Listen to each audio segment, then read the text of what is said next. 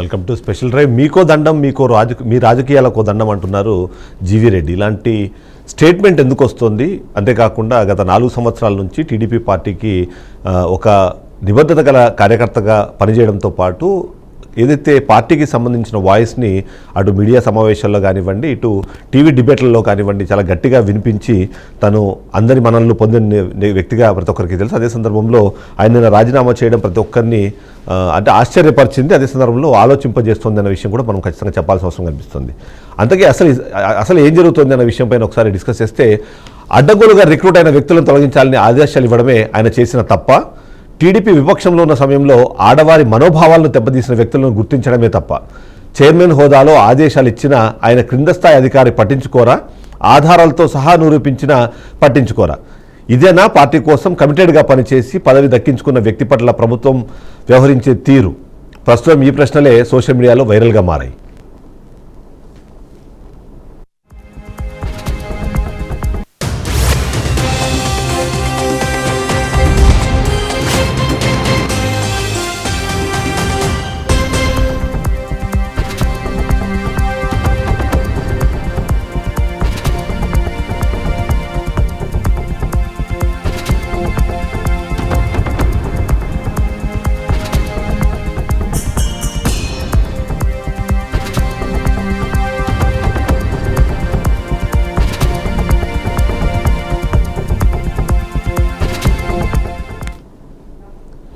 ఇక AP fibre net chairman GV Reddy రాజీనామా కూటమి ప్రభుత్వంలో కలకలం రేపుతోంది. వృత్తిరీత్యా న్యాయవాదిగా, ఆడిటర్గా ఉన్న జీవీ రెడ్డి కాంగ్రెస్ పార్టీలో పనిచేశారు. 2019 ఎన్నికల్లో టీడీపీ ఓటమి తర్వాత ఆ పార్టీలో జాయిన్ అయ్యారు.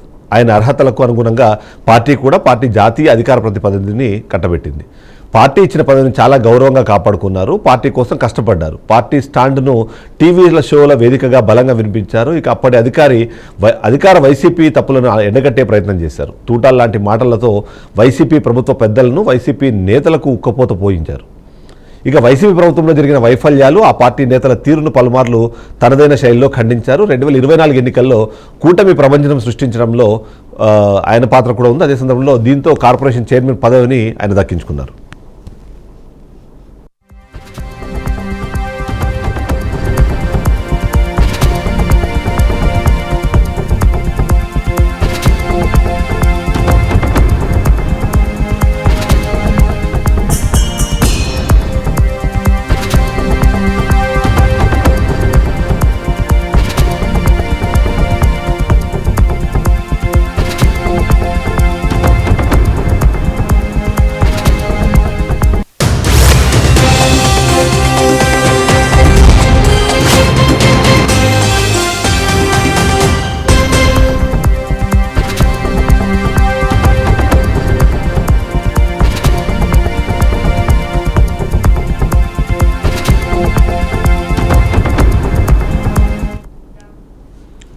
నిబద్ధత గల కార్యకర్తగా ఏదైతే అధికారంలోకి పార్టీ వచ్చిన వెంటనే ఆయనకి ఇచ్చిన పదవి వెంటనే దానిపైన యాక్షన్ దిగారు. అంతేకాకుండా ఏపీ ఫైబర్ నెట్లో జరుగుతున్న అక్రమాలు కానివ్వండి, గతంలో జరిగిన అక్రమాలు, ఆ సందర్భంలో అయిన ఆ రిక్రూట్మెంట్లు జరిగిన ప్రాసెస్, వీటన్నిటి మీద కూడా ఆయన దృష్టి పెట్టారు. అక్కడ ఏవైతే అక్రమాలు జరిగాయో అక్రమాలని ఎండగట్టే ప్రయత్నం చేశారు. అంతేకాకుండా ప్రతి ఒక్కదాన్ని నిరూపించే ప్రయత్నంలో భాగంగా 400కు పైగా మంది ఆ రిక్రూట్మెంట్ అన్నది అంటే అనధికారికంగా వాళ్ళని రిక్రూట్ చేసి వాళ్ళకు లక్షల జీతాలు ఇస్తున్నారన్న విషయాన్ని గుర్తించడంతో పాటు వాటిపైన చర్యలకు కూడా దిగారు. దీనికోసం ఆయన చేసిన ఒక యాక్టివిటీ ఏదైతుందో యాక్టివిటీ ఖచ్చితంగా అభినందించదగింది. ఎందుకంటే ఎవరినైతే తీసేయాలనుకున్నారో వాళ్ళకి సంబంధించిన వేరబౌట్స్ మొత్తాన్ని కూడా ఆయన ప్రపంచం దృష్టికి తీసుకొచ్చే ప్రయత్నం చేశారు. దాంతోపాటు ప్రభుత్వం దృష్టికి కూడా తీసుకొచ్చే ప్రయత్నం చేశారు. ఆ సందర్భంలో వీళ్ళందరినీ తొలగించాలంటూ ఎండి దినేష్ కుమార్కు ఆయన ఆదేశాలు ఇచ్చారు. ఆ సందర్భంలో ఆ దినేష్ కుమార్కు ఆదేశాలు ఇచ్చిన తర్వాత అది ఎంతకు జరగకపోవడంతో ఆయన బాధను వ్యక్తపరిచే ప్రయత్నం చేశారు. ఒకసారి ఆ బయట చూద్దాము, బయట తర్వాత డిస్కషన్ కంటిన్యూ అవుతుంది.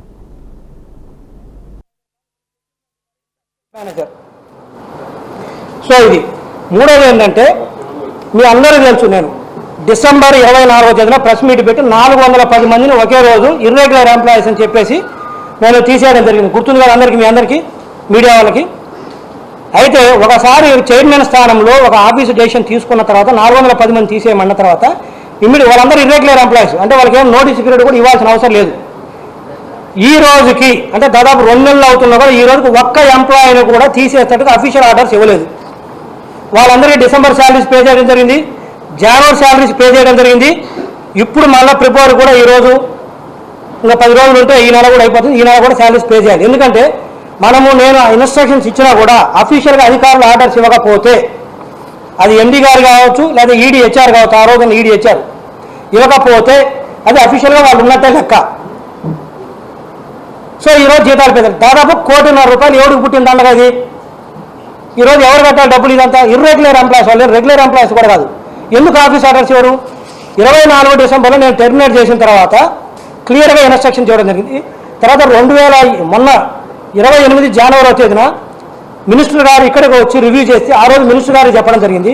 తర్వాత 29న బోర్డు మీటింగ్ పెట్టాము. బోర్డు మీటింగ్లో కూడా ఈ అంశాన్ని మేము బోర్డు మీటింగ్లో పెట్టి ఒప్పుకోవడం జరిగింది, వాళ్ళందరినీ టెర్మినేట్ చేస్తుంది. బోర్డు మీటింగ్ అయిపోయి కూడా దాదాపు 20 రోజులు దాటింది. అంటే మేము అంత ఎట్లా కనపడుతున్నాం చెప్పాలంటే, ఒకసారి ఇన్స్ట్రక్షన్స్ ఇస్తే ఇంప్లిమెంట్ అవ్వాలి కదా. అంటే మీకు ఆర్డర్స్ సైన్ చేయడానికి బాధ ఏంటంటున్నాను. మరి ఎవరు సైన్ చేయాలి?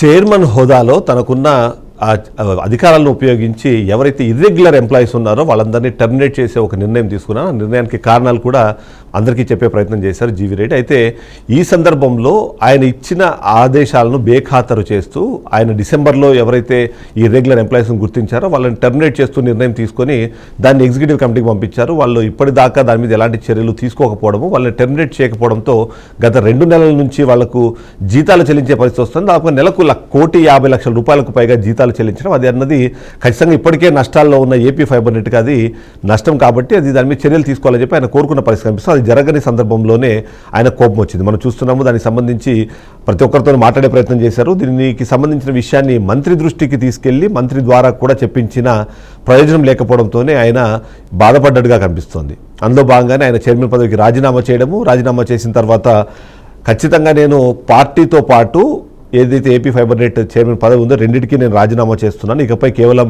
న్యాయవాదిగా మాత్రమే కొనసాగుతాను అంటూ ఆ రాజకీయాలకు దండం పెడుతూ ఆయన తీసుకున్న నిర్ణయము, ఆ నిర్ణయానికి సంబంధించిన ఏదైతే రెసిగ్నేషన్ లెటర్ ఉందో మీరు దాన్ని బీఆర్కే న్యూస్ స్క్రీన్ మీద కూడా చూడొచ్చు. ఏదైతే వ్యక్తిగత కారణాలతో నేను తెలుగుదేశం పార్టీ ప్రాథమిక సభ్యత్వానికి అలాగే జాతీయ అధికార ప్రతినిధి హోదాతో పాటు ఏపీ ఫైబర్ నెట్ చైర్మన్ పదవికి రాజీనామా చేస్తున్నాను, ఇంతవరకు విశ్వాసం ఉంచిన వాళ్లకు మద్దతుదారులకు మిగిలిన వాళ్ళందరూ కూడా థ్యాంక్ యూ అని చెబుతూ ఫ్యూచర్లో కేవలం న్యాయవాద వృత్తిలో మాత్రమే కొనసాగుతాను అంటూ ఎటువంటి రాజకీయ పార్టీలో చేరే ఉద్దేశం లేదంటూ ఆయన ఒక ఇది చెప్పారు. ఇందులో ఆయన బాధ మనకు ఖచ్చితంగా కనిపించాలి. ఎందుకంటే AP fibre net corporation MD Dinesh Kumar కార్పొరేషన్లో గత ప్రభుత్వం చేసిన అవినీతి బయటపడకుండా జగన్ రెడ్డికి బహిరంగంగా సపోర్ట్ చేస్తున్న వాదనలు ఉన్నాయి. ఇక ఈ ప్రభుత్వం వచ్చిన తర్వాత ఒక్కటంటే ఒక కొత్త కనెక్షన్ ఇవ్వకుండా ఫైబర్ కేబుల్ నెట్వర్క్ మీద వినియోగదారుల నుంచి వేలాది ఫిర్యాదులు వస్తున్నా కూడా పరిష్కరించకుండా ఆఫీసుకు వచ్చిన ఆపరేటర్లను కలవకుండా చీవాట్లు పెట్టి పంపిస్తున్నాడనే విమర్శలు కూడా వినిపిస్తున్నాయి. ఇక GV Reddy fibre net corporation చైర్మన్గా బాధ్యతలు చేపట్టిన తర్వాత కార్పొరేషన్లో జరిగిన అవినీతిని బయటపెట్టడం నుంచి దాదాపు 10 లక్షల నుంచి 1,00,000 కనెక్షన్లకు పడిపోయిన తీరును వెలికితీశారు. ఫైబర్ నెట్ను తిరిగి నిలబెట్టడం కోసం 1 కోటి ఫైబర్ నెట్ కనెక్షన్లు ఇవ్వాలనే టార్గెట్ పెట్టుకొని తీవ్రంగా శ్రమించారు. కానీ అధికారి నుంచి ఎలాంటి సపోర్ట్ రాలేదు. కనెక్షన్లు పెంచుదామని చెప్పినప్పటికీ పట్టించుకోవడం లేదు. దీంతో పాటు ఫైబర్ నెట్ కార్పొరేషన్ మరింత నష్టాల్లో చిక్కిపోయిన నేపథ్యంలోనే ఆయన దీని మీద మాట్లాడే ప్రయత్నం చేసినట్టుగా మనకు అర్థమవుతుంది. ఓవరాల్గా ఎలా చూసినా సరే ఓవైపు జీవీ రెడ్డి ఏమో ఏపీ ఫైబర్ నెట్ని దాన్ని ఆధునీకరిద్దామని, అంతేకాకుండా దాని మీద ఏదైతే సమస్యలు వాటన్నింటినీ పరిష్కరిద్దామని ప్రయత్నిస్తుంటే అధికారుల నుంచి ముఖ్యంగా ఎండీ దగ్గర నుంచి ఎలాంటి ఇది లేకపోవడంతో ఆయనకి కోపం వచ్చినట్టుగా మనకు అర్థమవుతుంది. అందులో భాగంగానే ఇక్కడ సిచ్యువేషన్ మనం చూస్తున్నాం. ఫైనల్గా ఆయన మీకో దండం, మీ రాజకీయాలకో దండం అని చెప్పేసి ఓవైపు పార్టీ పదవికి అలాగే పార్టీ ద్వారా సంక్రమించిన పదవి ఏదైతే AP fibre net limited chairman పదవి ఉందో రెండింటికి రాజీనామా చేసి ఇప్పుడు ఆయన బయటపడి కేవలం న్యాయవాద వృత్తితో కంటిన్యూ అవుతారని చెప్తున్నారు. ఇదంతా ఒక ఎత్తు అయితే ఇక్కడ మనం చూడాల్సింది, మాట్లాడాల్సింది కీలకమైన అంశాలు కొన్ని ఉన్నాయి. మొదటిది జీవీ రెడ్డికి సంబంధించి ఇవాళ ఆయన రాజీనామాకు సంబంధించిన విషయం బయటికి రాగానే, దాని గురించి మాట బయటికి రాగానే, లేకపోతే ఏదైతే రెసిగ్నేషన్ లెటర్ ఉందో అది బయటికి రాగానే ఇప్పటికే టీడీపీ నాయకులందరూ, టీడీపీలో ఎవరైతే అసంతృప్తితో ఉన్న చాలామంది నాయకులు ఇవాళ బయటికి వచ్చి రెస్పాండ్ అవుతున్న పరిస్థితి మనం చూస్తే అటు ట్విట్టర్లో కానివ్వండి, ఇటు ఫేస్బుక్లో కానివ్వండి జీవీ రెడ్డికి అనుకూలంగా చాలామంది అక్కడ పెడుతున్న పరిస్థితి మనకు కనిపిస్తుంది. అందులో ముఖ్యంగా చూస్తే మాత్రం ఏదైతే చాలా క్లియర్గా ఒక విషయం అయితే అర్థమవుతుంది, యువతను రాజకీయాల్లోకి రమ్మంటున్నారు, కార్యకర్తలకు అండగా ఉంటామంటున్నారు. గత ప్రభుత్వంలో జరిగిన అవినీతి కానివ్వండి, అక్రమాలు కానివ్వండి, వాటి వెలికి తీసే వాళ్లకు అవకాశం కల్పిస్తామన్నారు. కానీ అది జరగట్లేదా అన్న అనుమానం ఇవాళ కార్యకర్తల్లో వినిపిస్తున్న పరిస్థితి మనకు చాలా క్లియర్గా కనిపిస్తుంది. మొదటిది జీవీ రెడ్డిని ఏదైతే మనం చూసామో గత 4 సంవత్సరాల నుంచి ఆయన గతంలో కాంగ్రెస్ పార్టీలో ఉన్నారు కాబట్టి యూజువల్గా కాంగ్రెస్ పార్టీలో ఉన్న వాళ్ళు వైఎస్ఆర్సీపీలోకి వెళ్తారని అనుకుంటారు. దానికి తగ్గట్టుగా ఆయన సామాజిక వర్గం కూడా రెడ్డి సామాజిక వర్గం కావడంతో వైఎస్ఆర్సీపీకి వెళ్తారేమో అని అనుమానం చాలా మందిలో ఉంది. కానీ అతను అందరినీ ఆశ్చర్యపరుస్తూ ఆ రోజు చంద్రబాబు నాయుడు విజన్ని దృష్టిలో పెట్టుకొని ఆయన ఖచ్చితంగా రాష్ట్రానికి అవసరము, ఆయన్ని అధికారంలోకి తీసుకోవాల్సిన అవసరం ఎంతైనా ఉంది అనే ఒక నినాదాన్ని తీసుకొని ఆ విధానంతో ముందుకు వెళుతూ మొదటగా ఏదైతే అధికార ప్రతినిధిగా స్టార్ట్ చేసి అన్ని టీవీ డిబేట్లలో కూడా వైఎస్ఆర్సీపీ చేస్తున్న కార్యక్రమాలు కానివ్వండి, అక్కడ ఉన్న ఆయన గమనించిన అవినీతి కానివ్వండి, అక్రమాలను బయటపెడుతూనే మరోవైపు టీడీపీకి ఒక నోట్లో నాలుకలాగా ఆయన మెలిగిన పరిస్థితి మనకు అనిపిస్తుంది. ఆయన వర్షాన్ని చాలా స్ట్రాంగ్గా చెప్పే ప్రయత్నం చేశారు. స్వతహాగా ఆయన చార్టెడ్ అకౌంటెంట్ అవ్వడము, అలాగే న్యాయవాది కావడంతో తను చెప్పే పాయింట్ని జనాలకు అర్థమయ్యేలాగా, అది ఇంపాక్ట్ క్రియేట్ అయ్యేలాగా మాట్లాడి ఎంతో కొంత టీడీపీ పార్టీకి హెల్ప్ చేశారు. ఆ తర్వాత ఇప్పుడు మనం చూసినా సరే ఆయన దగ్గర నుంచి మనకు వినిపిస్తోంది, మనకు కనిపిస్తోంది ఏంటంటే కేవలం ఆయన ఆక్రందన మాత్రమే. ఎందుకంటే 400కు పైగా ఎంప్లాయీస్, అది కూడా ఇర్రెగ్యులర్ ఎంప్లాయీస్ ఉన్నారు. వాళ్ళెవరూ ఫైబర్ నెట్కి సంబంధం లేని వాళ్ళు ఉన్నారు. అలాంటి వాళ్ళకి 1.5 కోటికి పైగా జీతాలు పే చేస్తూ గత 2 నెలల నుంచి వాళ్ళని తీసేయండి అని చెప్పినప్పుడు ఎందుకు రెస్పాండ్ అవ్వలేదు అన్నది ఆయన బాధగా మనకు అర్థమవుతుంది. దానికి తోడు మరొక కీలకమైన అంశము, ఫైబర్ నెట్ ఇప్పటికే నష్టాల్లో ఉంది కాబట్టి దాన్ని మనము లాభాల బాట పట్టించాలన్నా, దానికి ముందు తీసుకెళ్లాలన్నా ఉన్న ఆప్షన్ ఒకటే ఏంటంటే, ఇప్పటికే 10 లక్షలకు పైగా ఉన్న కనెక్షన్లు 1 లక్షకు తగ్గిపోయాయి. ఉన్న ఆపరేటర్లు ఇప్పుడు ఒక పరిస్థితిలో ఉన్నారు. అలాంటి సందర్భంలో దీన్ని ఎలా ముందు తీసుకెళ్ళని ఆలోచిస్తుంటే దానికి అవసరమైన చర్యలు తీసుకునే క్రమంలో అధికారులు ఆయనకు సపోర్ట్ చేయట్లేదు అన్నది ఆయన బాధలకు కనిపిస్తుంది. ఇక అసలు ఏం జరుగుతుంది టీడీపీ పార్టీలో, అలాగే ఫైబర్ నెట్కి సంబంధించి డిస్కషన్ చేసే ప్రయత్నం మనం చేస్తున్నాం. మనతో పాటు బాలకోటయ్య గారు, మనతో పాటు అమరావతి జేసీ నాయకులు మనతో పాటు లైవ్లో జాయిన్ అయ్యారు. ఒకసారి విశ్లేషించే ప్రయత్నం చేద్దాము. టీడీపీ పార్టీలో ఏమవుతుంది, నిజంగానే కార్యకర్తలు నిబద్ధతతో పనిచేస్తుంటే వాళ్ళకి ఏమైనా కనిపిస్తుంది అన్న ఒక అనుమానం వస్తూ, ఒకసారి సిచ్యువేషన్ చూస్తే మాత్రం ఇప్పుడు ఏదైతే మనము ఫేస్బుక్లో కానివ్వండి, ట్విట్టర్లో కానివ్వండి, ఆయనకు అనుకూలంగా, జీవీ రెడ్డికి అనుకూలంగా ఇవాళ మనకి పోస్టులు కనిపిస్తున్నాయి. ఆ పోస్టుల్లో చాలామంది బాధపడుతోంది. ఏవైతే అక్రమాలను వెలికి తీసేందుకు ఎవరైతే ఉన్నారో, ఆ యాక్షన్ తీసుకోవాల్సిన పరిస్థితులు ఎవరైతే ఉన్నారో, దానికి ఇంకా ఐఏఎస్లు ఐపీఎస్లు ఇంకా పాత ప్రభుత్వానికే వంత పాడుతూ వాళ్ళకు అనుకూలంగానే పనిచేస్తున్నారన్న అనుమానం వస్తుంది అనే విధంగా ఆలోచిస్తున్న నేపథ్యంలో ఇలా బయటకు వచ్చిన మాట్లాడిన వ్యక్తిని సర్దుకు పొమ్మని ఏదైతే చంద్రబాబు నాయుడు వ్యాఖ్యలు చేశారో అని కూడా కొద్దిమంది చెప్పే ప్రయత్నం చేస్తున్నారు. దానికి సంబంధించి కూడా మనం చూసాం. ఏదైతే ఆయన ఆక్రందన కానివ్వండి, ఆయన ఆందోళన కానివ్వండి, ప్రభుత్వానికి మంచి పేరు తీసుకురావాలన్నది మాత్రమే. దాని విధంగా మనం చూస్తే మాత్రం ఖచ్చితంగా ప్రభుత్వం ఇప్పుడు ఏదైతే అంటే ఇప్పుడు నిర్ణయం తీసుకుంది, ఇప్పటికే దినేష్ రెడ్డిని అక్కడి నుంచి తప్పించారు, జిఏడిలో రిపోర్ట్ చేయమని చెప్పారు. కానీ బట్ ఏదున్నా సరే తను ఆ సిస్టంలో ఉన్నప్పుడు, ఆ పొజిషన్లో ఉన్నప్పుడు దానికి అవకాశం ఇచ్చింటే బాగుండేది అన్నది ఒకటి. యువతని మీరు రాజకీయాల్లోకి రావాలంటున్నారు. గత ప్రభుత్వంలో కష్టపడిన వాళ్ళు కానివ్వండి, ఆ కష్టాలను ఎదుర్కొన్న వాళ్ళకి కానివ్వండి, ఇవాళ పదవులు దొరుకుతాయి అనుకుంటే వచ్చిన పదవిని నిలబెట్టలేని పరిస్థితిలో ఇవాళ సిచ్యువేషన్స్ ఉన్నాయి. ఇంకా ఐఏఎస్లు ఐపీఎస్ల పాలన ఇంకా కొనసాగుతుందా? గత ప్రభుత్వంలో అంటకాగిన ఎవరైతే అధికారులు ఉన్నారో వాళ్ళకి ఇంకా పెద్దపీట వస్తుందా, వాళ్ళకి పెద్దపీట ఉందా అన్న అనుమానము కనిపిస్తోంది. బాలకోటయ్య గారు, బాలకోటయ్య గారు,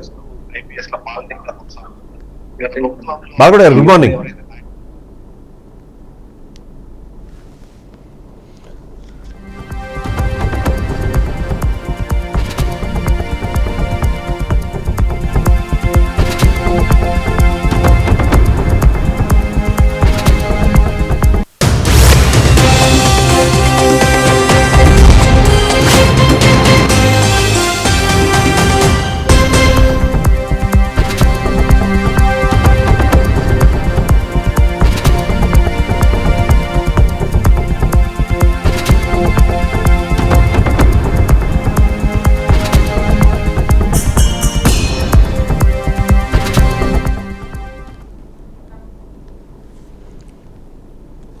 బాలకోటయ్య గారు, గుడ్ మార్నింగ్. బాలకోటయ్య గారు, సార్ నా వాయిస్ వినిపిస్తుందా మీకు?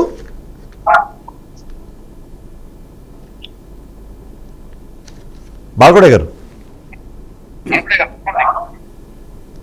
అదే మీ వాయిస్ నాకు వినిపించట్లేదండి.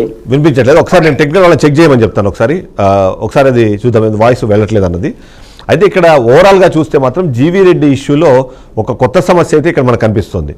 అందులో ముఖ్యంగా చూస్తే గతంలో ఏదైతే ఈ రెడ్ బుక్ అనే ఒక దాన్ని దృష్టిలో పెట్టుకొని మనం మాట్లాడామో అందులో భాగంగా చాలామంది అధికారుల పేర్లు అందులో ఉన్నాయన్నారు. అధికారుల పేర్లు ఎవరైతే ఉన్నారో, ఎవరైతే అప్పుడు గత ప్రభుత్వంలో తప్పులు చేసిన వాళ్ళ మీద శిక్షలు పడతాయని చెప్పన్నారు. కానీ ఆ శిక్షలకు సంబంధించి ఎవరైతే తప్పులు చేశారో వాళ్ళను ఇవాళ శిక్షించే ప్రయత్నం చేస్తుంటే అధికారులు అడ్డం పడుతున్నారు అన్నది ఒక కీలకమైన అంశం. అయితే ఇవాళ మనం అందరూ గుర్తుపెట్టుకోవాల్సింది, ముఖ్యంగా టీడీపీ వాళ్ళందరూ బాధపడుతుంది ఏంటంటే ఏదైతే చంద్రబాబు నాయుడుని కటకటాల పాలు చేసిందో అదే ఈ ఏపీ ఫైబర్ నెట్ కేసు. అంటే ఏపీ ఫైబర్ నెట్కి సంబంధించిన కేసులోనే ఆయన నిందితుడిగా మార్చి జైలుకు పంపించిన నేపథ్యంలో అందులో సమూల మార్పులు చేయాల్సిన అవసరం జీవీ రెడ్డి కనిపించింది అన్నది చాలా క్లియర్గా అర్థమవుతుంది. అందులో భాగంగానే ఆయన అక్కడ జరిగిన తప్పులు కానివ్వండి, దానికి సంబంధించిన ఇష్యూస్ ఏవైతే వాటన్నింటినీ కూడా తీసుకెళ్లే ప్రయత్నం చేశారు. ఆ తీసుకెళ్లే ప్రయత్నంలో ఆయన గమనించిన ముఖ్యంగా చూస్తే మాత్రం ఏదైతే మొదటిది అక్కడ ఇర్రెగ్యులర్ ఎంప్లాయీస్ చాలామంది ఉన్నారు. రెండోది గత ప్రభుత్వ హయాంలో కనెక్షన్ల సంఖ్య బాగా తగ్గిపోయింది. అప్పుడున్న ఎవరైతే కేబుల్ ఆపరేటర్లు కానివ్వండి, లేకపోతే మిగిలిన వాళ్ళందరినీ ఎంఎస్ఓలో ఎవరైతే ఉన్నారో వాళ్ళందరూ కూడా ఇబ్బంది పెట్టే పరిస్థితి ఉంది. కాబట్టి వాళ్ళందరినీ అక్కడి నుంచి బయటికి తీసుకురావాలంటే వాళ్ళు గతంలో పడిన కష్టాలు కానివ్వండి, ఇబ్బందులు కానీ మనం చూసాం. స్టార్టింగ్లోనే జీవీ రెడ్డి చాలా క్లియర్గా ఒక స్టేట్మెంట్ కూడా ఇచ్చారు. గత ప్రభుత్వ హయాంలో ఎవరైనా సరే మీ దగ్గర డబ్బులు తీసుకొని కనెక్షన్లు ఇచ్చినా, ఏమైనా అవకతవకలు మీ దృష్టిలో ఉన్నా వాటిని మా దృష్టికి తీసుకురండి, వాటి మీద మేము చర్యలు తీసుకుంటాము, దానికి సంబంధించిన కార్యాచరణ ముందు తీసుకెళ్తున్నామంటే ఆయన గతంలోనే ఒక ప్రకటన చేశారు. ఆ ప్రకటన తర్వాత వచ్చిన రెస్పాన్స్ని, ఆ రెస్పాన్స్ ఖచ్చితంగా వచ్చిన వాళ్ళు కంప్లైంట్ చేయాలంటే ఎండీ దాని గురించి పట్టించుకోవట్లేదు. ఎవరైనా సరే ఏదైనా ప్రూఫ్స్ ఇచ్చినా సరే దాని గురించి ఆయన పెద్దగా చర్యలు తీసుకోవట్లేదు. దానికి తగ్గట్టుగానే చైర్మన్గా నేను ఒక దానికి సంబంధించి ఒక స్టేట్మెంట్ ఇచ్చినా, లేకపోతే ఒక ఆదేశం ఇచ్చినా సరే ఆదేశాన్ని ఇంప్లిమెంట్ చేయకపోతే నేనుండి ఏం ప్రయోజనము? ఏదైతే గతంలో చంద్రబాబు నాయుడుని కటకటాలు పాలు చేసిన ఆ ఏపీ ఫైబర్ నెట్లో పూర్తి స్థాయిలో ప్రక్షాళన జరగకపోతే జరిగే నష్టానికి సంబంధించి ఆయనకు పూర్తి స్థాయిలో అవగాహన ఉండడంతోనే వాటి గురించి కూడా మాట్లాడుతున్నారు. ఎస్ బాలగొడే గారు సార్, నా వాయిస్ వినిపిస్తుంది? నమస్తే సార్, నా వాయిస్ ఎస్ నమస్తే సార్. మనము అంటే ఇవాళ అంటే జీవీ రెడ్డికి సంబంధించిన రాజీనామాని కేవలం రాజీనామాలాగా కాకుండా ఏదైతే రాష్ట్ర ప్రభుత్వము అధికారంలోకి రాకముందు, అంటే టీడీపీ పార్టీ అధికారంలోకి రాకముందు తీసుకున్న నిర్ణయాలు కానివ్వండి, దాన్ని ముందుకు తీసుకెళ్లే ప్రయత్నంలో ఆ చర్యలకు అడ్డం పడుతున్న ఐఏఎస్లకే ఇంకా వంట పాడుతున్నారు అన్నది ఒక మాట వినిపిస్తుంది. సో ఎలా చూడాలంటారు దాన్ని? సార్ నమస్తే సార్, నా వాయిస్ ఓకే కదండి? ఎస్, మీ వాయిస్ వినిపిస్తుంది సార్, చెప్పండి. జీవీ రెడ్డి గారు నాకు చాలా సుపరిచితుడు, నాతో కలిసి ఉన్న వ్యక్తి. గత 5 ఏళ్ళు జగన్మోహన్ రెడ్డి గారి మీద కూడా హైదరాబాద్ లో తెలుగుదేశం పార్టీ జాతీయ అధికార ప్రతినిధిగా జీవీ రెడ్డి గారు, ప్రజా రాజధాని అమరావతి బహుజన ఐకాస అధ్యక్షులుగా నేను కూడా కార్యరంగంలో కలిసి కొట్లాడాం, చాలా కష్టపడ్డాం, చాలా వ్యసలకు గురయ్యాం. అలాంటిది జీవీ రెడ్డి గారికి మొదటి జాబితాలో కాకపోతే రెండో జాబితాలో కూటమి ప్రభుత్వం గుర్తించింది, ఫైబర్ నెట్ కి చైర్మన్ గా చేసింది. సరే, మాలాంటి వాళ్ళు అలాంటి గుర్తింపు కూడా నోచుకోలేకపోయాం. మాకు ఎలాంటి గుర్తింపు లేదు. కూటమి ప్రభుత్వం ఏడాది అయినా కూడా పరిపాలనలో ఆనాడు ప్రజా రాజధాని అమరావతి కోసం రణశంఖం పూరించి, అసువులు బాసి, పాదయాత్రలు చేసి, హీంకారాలు చేసిన ఏ అమరావతి ఉద్యమకారుడికి అందులో బహుజన కులాలకు సంబంధించిన మాలాంటి వాళ్ళకైతే గుర్తింపేం లేదు. ఇప్పుడు మీ రోజున జీవీ రెడ్డి గారికి అన్యాయం జరిగింది అని అంటున్నారు. మాకు ఆల్రెడీ అన్యాయమే జరిగింది, మాకేం న్యాయం అయితే జరగల. కాకపోతే ఏంటంటే ఈ రోజు జీవీ రెడ్డి గారు రాజీనామా చేయగానే తెలుగుదేశం పార్టీ శ్రేణుల నుంచి ఆయనకి పెద్ద ఎత్తున మద్దతు లభిస్తుంది.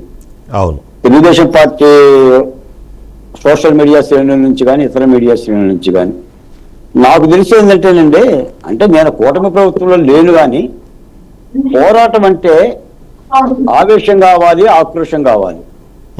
పరిపాలన అంటే ఓర్పు కావాలి, సమన్వయం కావాలి. జీవీ రెడ్డి గారు పాత్రికేయ సమావేశం పెట్టి ఐఏఎస్ అధికారులను విమర్శించటమే కూటమి ప్రభుత్వం దృష్టిలో, పెద్దల దృష్టిలో ఆయన చేసిన తప్పిదంగా భావించారని నేను భావిస్తున్నా.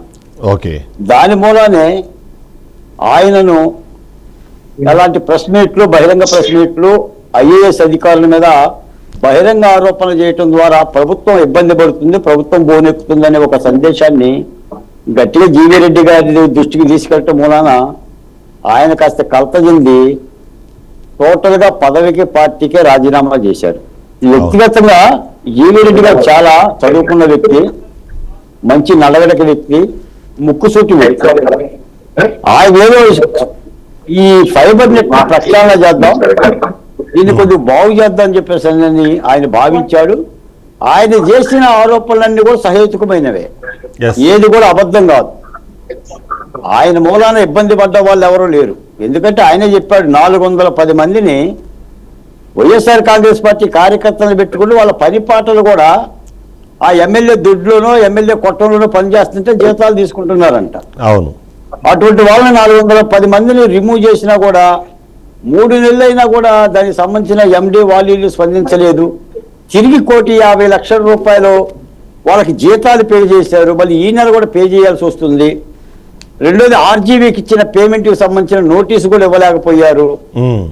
ఇది ఒక మహా సంకల్పానికి సంబంధించిన ఫైబర్ నెట్ దాదాపు 2,000 కోట్ల రూపాయలకు సంబంధించిన యాన్యువల్ రెమ్యునరేషన్, దాని యొక్క ఆదాయం ఉంటే దాన్ని 250 కోట్లకే 200 కోట్లకి దిగజార్చారు. ఏనుగు లాంటి ఫైబర్ నెట్ ని పీనుగొని చేశారని ఒక ఆవేదనతో ఆయన కలత చెందిన మాట యథార్థం. మరి ఇలాంటి పరిణామం జరగటం అయితే కొద్దిగా బాధాకరమే. జీవీ రెడ్డి గారు లాంటి వాళ్ళు ఉంటే బాగుండేది అనేది మాలాంటి వాళ్ళం కూడా ఆశించాం. ఆయన రాజీనామా చేయొద్దని కూడా చాలా మంది మిత్రులు చెప్పారు. నిజానికి శనివారమే రాజీనామా చేయాలి. ఆయన శనివారం ఆగాడు, ఆదివారం ఆగాడు, సోమవారం మాత్రం ఆయన ఆగలేకపోయాడు. అంటే ఆయన యొక్క తరహా మనస్తత్వం అది. దీనికి ఏంటంటే చాలా మంది చాలా పేర్లు పెడతా ఉంటుంటారు. జీవీ రెడ్డి గారి వెనక ఇంకొక అదృష్టహస్తం ఉందా, అసలు జీవీ రెడ్డి గారు ఎందుకు ఇచ్చారు, జీవీ రెడ్డి గారు ఎవరెవరు పరిచయం, కూటమి ప్రభుత్వాన్ని ఇబ్బంది పెట్టడానికి ఇలాంటి పని చేశారని చెప్పి చాలా అంటుంటారులే కానీ అవన్నీ వాస్తవం అని చెప్పేసి నేనైతే నమ్మను. కానీ ఇక్కడ సమావేశం పెట్టి ఇక్కడ సమస్య ఎక్కడ వస్తుంది అంటే, ఇప్పుడు జీవీ రెడ్డి మొదటి రాజీనామా, అది కూడా అధికారంలోకి వచ్చిన సంవత్సర కాలంలోపు ఆయన ఉద్దేశము సరే, మేబీ మీరు అన్నట్టుగా తీసుకునే డిసిషన్ కానివ్వండి, అది ఆ తీసుకునే సందర్భంలో ఆయన వ్యవహరించిన తీరుని సరే కొంచెం పక్కన పెడితే ఏంటంటే, ఎవరైతే కార్యకర్తలు ఉన్నారో ఆ కార్యకర్తలు అందరూ మొదటి నుంచి కోరుకుంటుంది గత ప్రభుత్వంలో అక్రమాలు జరిగాయి, అన్యాయాలు జరిగాయి, వాటిని తెర మీద తీసుకొచ్చే వాళ్ళు కావాలి. అందులో ముఖ్యంగా ఏపీ ఫైబర్ నెట్ అనేది మీకు తెలుసు, ఆ కేసు ద్వారానే చంద్రబాబు నాయుడు ఇవాళ కటకటాల పాలైన పరిస్థితుల్లో దాన్ని ఉద్ధరించే ప్రయత్నం చేస్తున్నప్పుడు ఆయనకి సహకారం అందించకపోవడము, 9-5 లాంటి చంద్రబాబు నాయుడు చూస్తాము అని అంటే మళ్ళీ ఏమైనా అటువైపుగా అంటే ఏది అధికారుల పాలన వైపు ఏమైనా వెళ్తున్నారా, ప్రజాపాలన వైపు కాకుండా అధికారులు చెప్పినట్టుగా విని వాళ్ళు చెప్పినట్టుగా నడుచుకుంటున్నారన్న అనుమానం కూడా చాలా మందిలో వస్తుంది. సో దానికి వ్యతిరేకత వినిపిస్తోంది. దాన్ని ఎలా చూడాలంటారు? చంద్రబాబు నాయుడు గారు అరెస్ట్ అయింది స్కిల్ స్కామ్ కేసులోనండి. ఫైబర్ నెట్ కేసు ఉందిలే కానీ అరెస్ట్ చేసిన మాత్రం స్కిల్ స్కామ్ కేసు. కూటమి ప్రభుత్వం చెప్పింది కూడా ఏంటంటే గత 5 ఏళ్ల పరిపాలనలో జరిగిన లోపాలను వెలికి తీయాలనే చెప్పింది. జీవీ రెడ్డి గారు ఆ పనే చేశారు. ఇంకో మాట ఏంటంటే, అసలు ఈ 5 ఏళ్ల పరిపాలన కాలంలో చాలా మంది ఐఏఎస్ ఐపీఎస్ అధికారులు మా మాట వింటలేదని కూడా వాళ్ళే చెప్తున్నారు. ఇప్పుడు మరి అలాంటి మాట వినని అధికారులను దగ్గర పెట్టుకొని మరి అధికారుల మీద విమర్శ చేస్తే నాకు తెలిసి జీవీ రెడ్డి గారు ఆకస్మికంగా చేసిన ఆరోపణ కూడా కాదండి. ఇది ఎక్సర్సైజ్ చేస్తూ ఉంటాడు. మరో మంత్రి దృష్టికి తీసుకెళ్ళకోకుండా, ముఖ్యమంత్రి దృష్టికి తీసుకెళ్ళకోకుండా, సిఎస్ గారి దృష్టికి తీసుకెళ్ళకోకుండా అంత ఆగమేఘాల మీద ఆవేశపడిపోయి నిర్ణయాన్ని ప్రకటించి అంత తొందరపాటు దూకుడు కలిగిన వ్యక్తిగా నేనైతే భావించను.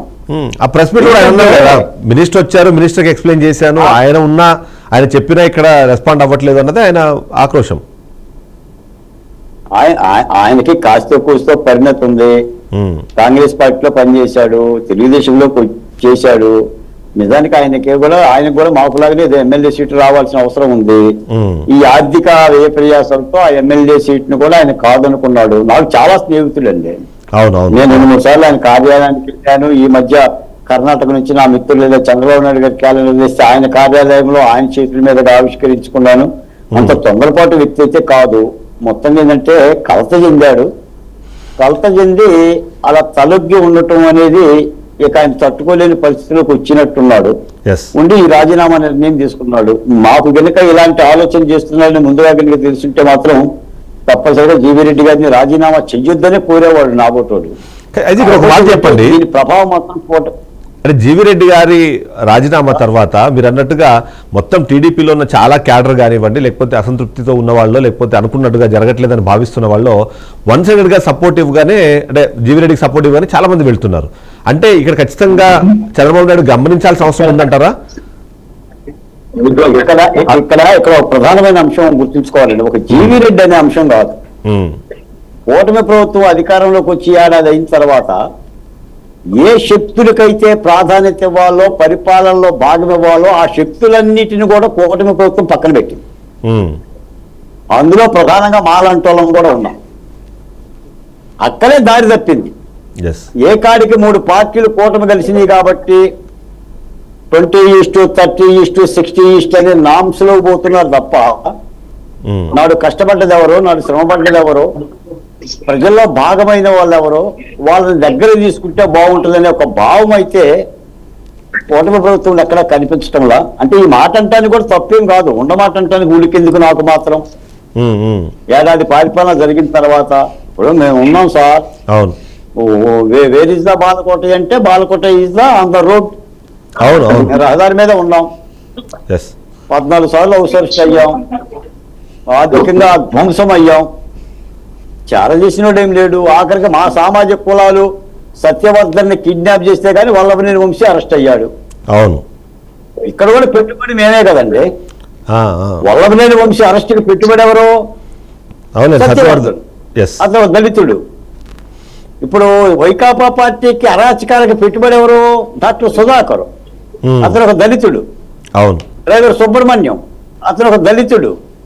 అబ్దుల్ సలాం, అతను ఒక మైనార్టీ. డాక్టర్ అచ్చన్న, అతను ఒక దళితుడు. ఈ రాష్ట్రంలో ప్రాణాలు పోయినా మానాలు పోయినా మావే కదండి. కాబట్టే కదా ఓటర్లు అంత తిరుగుబాటు వచ్చింది. మరి ఆ సామాజిక కులాలకు న్యాయం ఎక్కడ? ఈ ప్రశ్న కూడా పెద్ద ఎత్తున చర్చకుంది. కాకపోతే జాలాది రాజారావు గారిని ఒక రచయిత అంటాడు, కోత నేర్చినోళ్ళ కులం కోకిలు అంటారా, ఆకలేసి అరిచినోళ్ళు కాకులు అంటారని. మా కాకులు కూడా అయితే పెద్దగా వినిపించదు. కోకిలకి ఎక్కడ గాయమైనా కూడా చాలా మంది మాట్లాడుతూ ఉంటుంటారు. ఈ పర్యవసానంగా, వీటన్నిటి పర్యవసానంగానే ఈ అసంతృప్తి వస్తుంది. ఇప్పుడు గత 5 ఏళ్ళు సోషల్ మీడియాలో వైసీపీ వాళ్ళు చేసిన హననం మీద పెద్దగా చర్యలు లేవు, అరకొర తప్ప. కొడాలి నాని గారి మీద చర్యలు లేవు, రోజా గారి మీద చర్యలు లేవు, శ్రీరెడ్డి మీద చర్యలు లేవు, ఆర్జీవీ మీద చర్యలు లేవు, పోసాని కృష్ణమురళి మీద చర్యలు లేవు, అమెరికాలో ఉన్న పంచ ప్రభాకర్ మీద చర్యలు లేవు, వివేకానంద రెడ్డి హత్య మీద చర్యలు లేవు. ఇవన్నీ కూడా ఒక అసంతృప్తికి దారి తీస్తుంది. ఒక జీవీ రెడ్డే కాదు బేస్. అయితే ఇక్కడ ఇంకొక పాయింట్ మీరు అన్నట్టు చాలా వ్యాలిడ్ పాయింట్ చెప్పారు మీరు. ఎందుకంటే ఇప్పుడు చర్యలు తీసుకునే క్రమంలో మీరు అన్నట్టు ఆర్జీవీనో లేకపోతే మరికొద్ది మందిని దీనికి ఈ ఇష్యూని బేస్ చేసుకుని వాళ్ళందరినీ కార్నర్ చేసే అవకాశం ఉంది, లేదా నిజంగా కటకడాలు పాలు చేసే అవకాశం ఉన్న సందర్భంలో దాన్ని ఉపయోగించే ప్రయత్నం జీవీ రెడ్డి చేస్తున్నారు. కానీ దానికి సహకరించని ఏదైతే అక్కడున్న బ్యూరోక్రసీ ఏదైతే ఉందో అది సరే బయటకు వచ్చి బహిరంగంగా ప్రశ్నలు పెట్టడం తప్పే. కానీ ఆయన మీద చర్యలు లేకుండా ఇక్కడ సముదాయింపులో లేకపోతే బుజ్జగింపులో జరిగాయి, లేదా హార్ష్గానే చెప్పారు, అలాంటి ప్రెస్ మీట్లు పెట్టకూడదు అనే విషయంలోనే అందులోనే వాళ్ళు కలత చెందారు అన్నది. అంటే ఆ బాధ ఏమైనా ఉందంటారా? నేను వీళ్ళ మీద చర్యలు తీసుకొని కొద్దిమందిని కనీసం ఆ గత ప్రభుత్వంలో చేసిన అక్రమాలను అన్యాయాలను బయట తీసుకొచ్చే ప్రయత్నం కానివ్వండి, ఆ బాధ్యులను ఎవరైతే ఉన్నారో వాళ్ళని కేసులు పెట్టే అవకాశం ఉన్నప్పుడు దానికి సహకారం దొరకట్లేదు అన్న బాధ ఏమైనా జీవీ రెడ్డిలో ఉందనుకోవచ్చు అంటారా? ఇప్పుడు జీవీ రెడ్డి ఆర్జీవీని అరెస్ట్ చేయాలని కోరిక కూడా జీవీ రెడ్డి కోరలేదండి. నోటీస్ ఇవ్వమన్నాడు. అతను తీసిన సినిమాకి అత్యధిక రెన్యూమరేషన్ ఇచ్చి ప్రజల సొమ్ముని దాదాపు 2 కోట్ల రూపాయలు ఇచ్చారనేది ఆయన విచారణలో తేడతెల్లం అయితే నోటీస్ ఇవ్వమన్నాడు అంతే. ఆ నోటీసు కూడా సంబంధిత అధికారి ఇవ్వాల. ఇక నోటీసు కూడా ఇప్పించలేని కాడికి రేపు నేనేం సమాధానం చెప్తా? ఆయన ఆ ప్రెస్ మీట్ లో మాట అన్నాడు, ఈ రోజు ఇలాంటి విషయాలు నేను గనక బహిరంగంగా చెప్పకపోతే రేపు ఆంధ్రజ్యోతి విలేకరో ఈనాడు విలేకరో నన్ను నెలేసి మీరు వచ్చిన తర్వాత ఎన్ని మీ కళ్ళ ముందు జరుగుతుంటే మీరు ఏం చేస్తున్నారని అడిగితే నేనేం సమాధానం చెప్పాలి అనే మాట కూడా ఆయన అన్నాడు. అందుకని కొంత ప్రక్షాళన చేద్దాము, కొంత బాగు చేద్దామనే ఒక స్థిరత్వం కలిగి కొద్దిగా మానసికమైన స్థిరత్వం కలిగిన భావాలు, స్వతంత్రమైన భావాలు కలిగిన వ్యక్తులు ఇలా ఉండాలి అని అంటే కొద్దిగా ఇబ్బంది అవుతుంది. అలా ఇబ్బంది పడ్డాడు. నాకు తెలిసిందంటే ముఖ్యమంత్రి గారు కూడా ఏదైనా ఒక సమన్వయంతో దీన్ని ఏదైనా ముందుకు తీసుకెళ్తే బాగుండేది. ఇప్పుడు ఆయన రాజీనామా చేయగానే ప్రభుత్వం రాజీనామాను ఆమోదించింది. అవును, పనిలో పనిగా ఆ ఐఏఎస్ అధికారిని కూడా బదిలీ చేసింది. అవును, ఐఏఎస్ అధికారిని బదిలీ చేయటం మూలానేమో ఆరోపణలు యథార్థమని అంగీకరించింది. జీవీ రెడ్డిని రాజీనామాని ఆమోదించడం ద్వారానేమో ఇలాంటి స్వతంత్రమైన భావాలను వ్యక్తం చేయకూడదనే సందేశాన్ని కూడా పంపింది. ఇది చాలా ఇబ్బందికరమైన విషయమే. పార్టీ నిజంగా అధికారిని కనుక ముందు కనుక సస్పెండ్ చేసినట్టయితే జీవీ రెడ్డి గారు రాజీనామా చేసేవాళ్ళు కాదేమో. అవును, ముందు జరగాల్సింది వెనక జరిగింది, వెనక జరగాల్సింది ముందు జరిగింది. కానీ ఈ సందర్భంలో వైసీపీ ఒక గేమ్ ఆడే ప్రయత్నం చేస్తాం. మీరు అబ్జర్వ్ చేస్తే ఇవాళ టీడీపీ సోషల్ మీడియాతో పాటు కొద్దిగా న్యూట్రల్ టీడీపీ సపోర్టర్స్తో పాటు ఇవాళ వైసీపీ సోషల్ మీడియా కూడా యాక్టివ్ అయిపోయింది.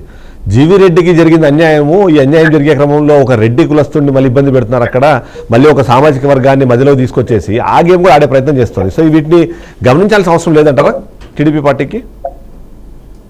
తప్పనిసరిగా సార్, ప్రభుత్వం మీద ఒక మైనస్ వచ్చినప్పుడు, ఒక ఆరోపణ వచ్చినప్పుడు, అది నిజమైనప్పుడు అది ఆటోమేటిక్ గా ప్రతిపక్ష పార్టీకి జమ అవుతుంది. మేము ఆ రోజున ప్రజారాజధాని అమరావతి ఉంచాలి అని అన్నాం. మేమైతే తెలుగుదేశం పార్టీ కాదు, ఏ రాజకీయ పార్టీ కూడా కాదు. కానీ అమరావతికి కన్సల్టేట్ ఉద్యమం చేస్తే మమ్మల్ని తెలుగుదేశం పార్టీ అని అన్నారు. కానీ మా పోరాటం ఏమైంది? జగన్మోహన్ రెడ్డి గారికి వ్యతిరేకమైంది, కూటమి పార్టీకి అనుకూలమైంది. అవును, అనుకూలమైంది. అంటే ఏ శక్తి పోరాడినా మేమే కాదండి. ఆంధ్రప్రదేశ్ లో సిపిఐ పోరాడింది, సిపిఎం పోరాడింది, బహుజన సమాజ్ పార్టీ పోరాడింది, కాంగ్రెస్ పార్టీ పోరాడింది, అంగన్వాడీ టీచర్లు పోరాడారు, ఆశా వర్కర్లు పోరాడారు, ఉపాధ్యాయులు పోరాడారు, విశాఖ ఉక్కు కార్మికులు పోరాడారు. ఈ పోరాటాలు మొత్తం కూడా వెరసామైంది. కూటమి పార్టీకి 124 సీట్లు వచ్చినాయి. అవును, ఇప్పుడు 124 సీట్లు రావడానికి కారణం ఎవరు అంటే ఏం చెప్తారు ఆ పార్టీలు? మా 3 పార్టీలే ఏకైక కారణం అంటారు. గేమ్ చేంజర్ అంటే ఏం చెప్తారు? Who is the game changer అంటే Pawan Kalyan is the game changer, లేదా TDP is the game changer, BJP is the game changer అంటారు తప్ప పోరాటాలు చేసిన ప్రజారాజధాని అమరావతి ఉద్యమకారులు అని అనరు కదా, లేదా ఆశావర్కర్లు అనరు కదా. ఇందా నేను చెప్పినట్టుగా నా doctor Sudhakar is the game changer అని అనరు కదా. అవును, అంటే ఈ రోజున కూటమి ప్రభుత్వం మీద ఏదన్నా మైనస్ వచ్చినా ఈ రోజు నేనే మాట్లాడుతున్నాను సార్. నేను మాట్లాడుతున్నా గత 5 ఏళ్ళుగా జగన్మోహన్ రెడ్డి గారి ప్రభుత్వం మీద యుద్ధం చేసిన ఒక యుద్ధ వీరులుగా మాట్లాడుతున్నా. ఈ కూటమి ప్రభుత్వంలో మాకు న్యాయం జరగల. We are the on the road.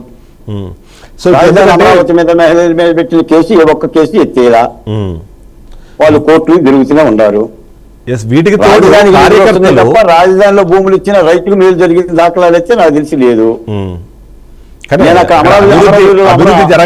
అమరావతిలో స్తూపం కడుతున్నా, అభివృద్ధి జరగబోతుంది, తద్వారా వాళ్ళ లాభం వస్తుంది అన్నది ఒక ఆశ కదా.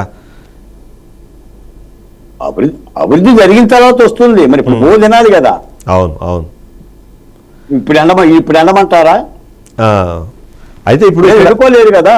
అవును, మీరు అన్నట్టు ఉద్యమ నేతలు అక్కడున్న కాదండి ఒక మాట, అక్కడున్న భూముల్ని బ్యాంకులు కూడా తనఖా పెట్టుకోవట్లా. సిఆర్డిహెచ్ ప్లాట్ని తనఖా పెట్టుకొని లోన్ ఇవ్వట్లేదండి. ఓకే, ఇంకా లాభం ఎక్కడ వచ్చింది? వాడు ఏం తినాలి? ఆడి పిల్లకి ఏం కట్నం ఇవ్వాలి? ఆడి పెళ్లిళ్ళు ఎట్ట చేయాలి పిల్లలకే? మళ్ళీ 5 ఏళ్ళు ఆగాల. మొన్నటిదాకా తడిశారు. 5 ఏళ్ళు అడవి పెరిగింది అమరావతిలో, అడవిని పెంచారు. ఇప్పుడు ఉంటుంది కదా సార్, ప్రతోడికి కడుపు ఒకటి ఉంటుంది, భార్య ఉంటుంది, పిల్లలు ఉంటారు, బతుకుదెరువు ఉంటుంది. అవును, అంటే ఆ కోణాన్ని కూడా చూడాలి కదా అంటున్నా. మరి నేనే మాట్లాడుతున్నాను. ఎందుకంటే మరి ఇప్పుడు యథార్థం చెప్పకపోతేనేమో ఒక బాధ. నాకు తెలిసేందంటే ఇప్పుడు ప్రభుత్వాధినేతలు ఇలాంటి యొక్క హితములని స్వీకరించాలి. అవును, జగన్మోహన్ రెడ్డి గారు నాడు స్వీకరించాలా?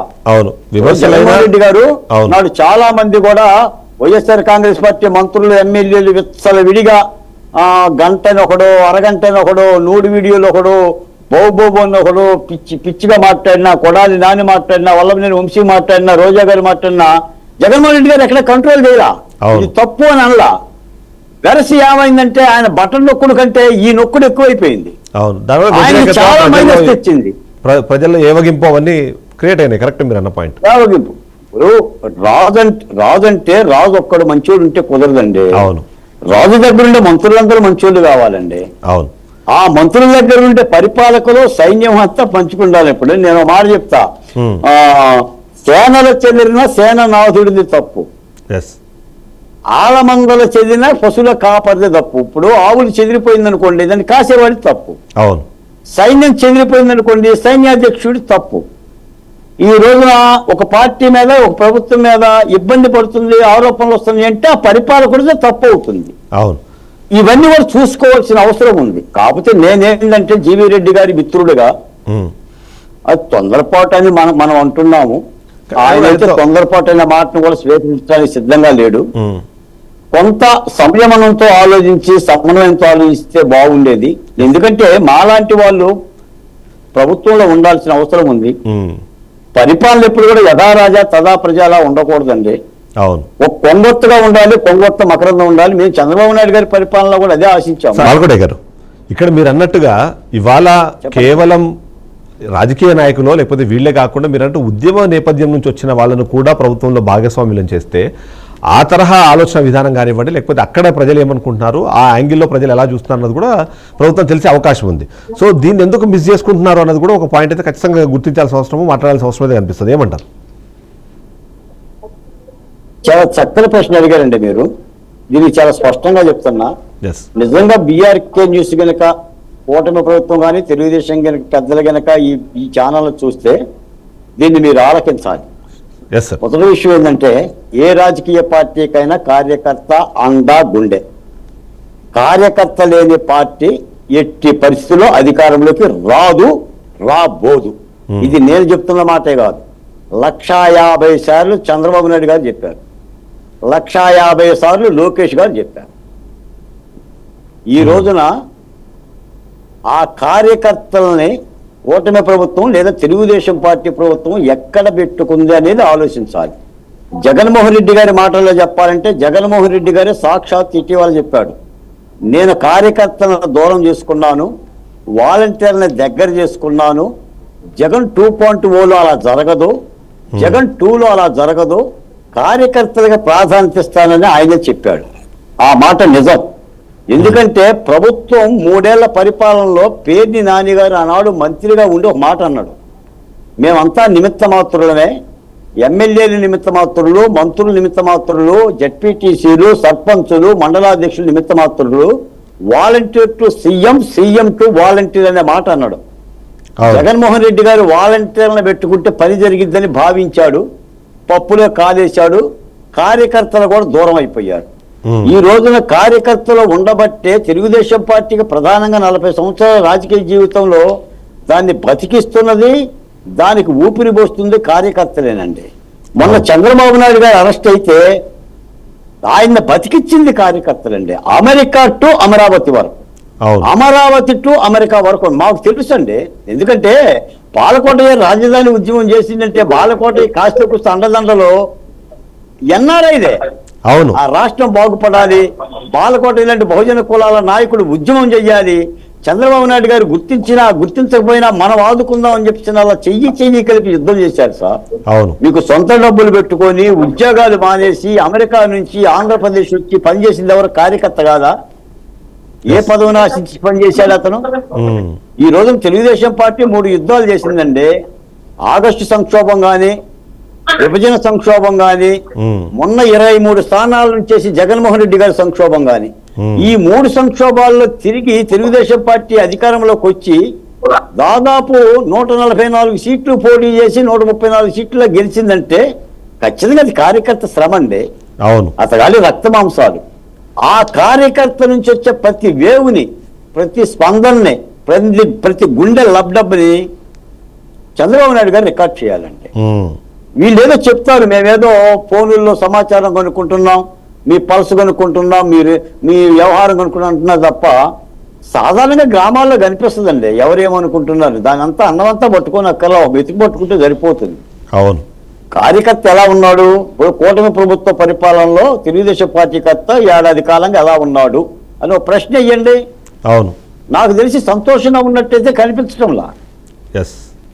నాయకుడు ఆ మేరకు నాయకుడు ఉంటే ఉండవచ్చు కానీ లేదా ఉండాల్సిన వ్యక్తి అయితే ఉంటుందా. ఉమ్, మరి రేపు పొద్దున ఎమ్మెల్సీలు ఉన్నాయి, ఇంకా కార్పొరేషన్ చైర్మన్ పోస్టులు ఉన్నాయి, వాటిని భర్తీ చేయాలి. అక్కడ ఒక మాట చెప్తాను సార్ మీకు. ఉమ్, ఇప్పుడు ఎస్సీ ఎస్టీ కమిషన్ పోస్టులు రాజ్యాంగబద్ధమైన పోస్టులే కదండి. అవును. ఎస్సీ కమిషను, ఎస్టీ కమిషను, మహిళా కమిషను, బీసీ కమిషను ఇవన్నీ రాజ్యాంగబద్ధమైన పోస్టులే కదా. అవును. ఆయా సామాజిక కులాలకి మీద దాడి జరిగితే, రుగ్మత జరిగితే కాపాడుకోవటానికి పెట్టినయే కదా. ఎస్. మరి వీటి నియామకం ఎందుకు చేయలేకపోతుంది కూటమి ప్రభుత్వం? ఉమ్, మొన్న ఎంపీడీఓ మీద, జవహర్ మీద 14 మంది రెడ్డి సామాజిక వర్గాలలో దాడి చేస్తే ఉమ్, పవన్ కళ్యాణ్ వెళ్ళాడు తప్ప మా ఎస్సీ కార్పొరేషన్ వెళ్ళలేకపోయింది కదా. ఎస్సీ అవును, కమిషన్ లేదు కదా అసలు. ఎందుకంటే దానికి చైర్మన్ లేడు కదా. అవును. లేడు కదా. పులివెందుల్లో డిఎస్పీ మురళీ నాయక్ అని ఒక ఎస్టీ అతన్ని జగన్మోహన్ రెడ్డి గారు పిలిచి మందలిస్తే రేపు మేము వస్తాం నీ సంగతి చూస్తామంటే అదే ఎస్టీ కమిషన్ ఉంటే ఒక నోటీస్ ఇచ్చేది కదా. అవును. ఏ పోలీస్ ఆఫీసరు డీజీపీ గారు నోటీస్ ఇచ్చారా? లేదు. పోలీసులందరినీ గొడ్డలెప్పదీసి రోడ్డు మీద నిలబెడతానంటే నోటీసులు ఇచ్చారా? అనొచ్చు ఆ మాట ప్రజాస్వామ్యంలో?